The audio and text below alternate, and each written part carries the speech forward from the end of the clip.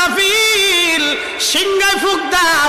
আল্লাহর এই ফেরেশতা সিংহা হাতে নিয়ে মুখের কাছে নিয়ে আল্লাহর আরশে মুআল্লার দিকে তাকায় থাকে, একটা সেকেন্ডের জন্য এদিক আর ওদিক করে না।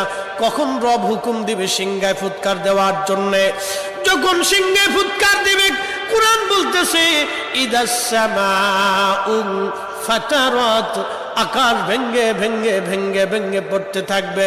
ওয়া ইদাল কাওয়াকিবু তাসারাত, সমগ্র নক্ষত্রগুলি ভেঙ্গে ভেঙ্গে ভেঙ্গে ভেঙ্গে পড়তে থাকবে।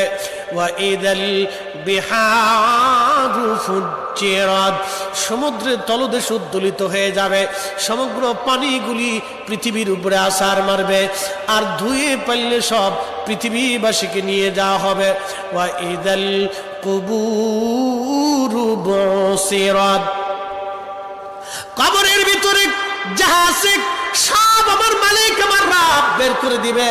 কবর থেকে মানুষ বের হইয়া সেই দিন হাসরের ময়দানের দিকে দৌড়াইতে থাকবে, সবাই উলঙ্গ থাকবে, কিন্তু আমার নবীকে আল্লাহ ৭০,০০০ ফেরেশতা বেষ্টন করাইয়া জান্নাতের পোশাক পরাইয়া মহাসম্মানে ফেরেশতারা মিছিল দিয়ে দিয়া আমার নবীকে হাসরের ময়দানে মাকামে মাহমুদে বসাবে।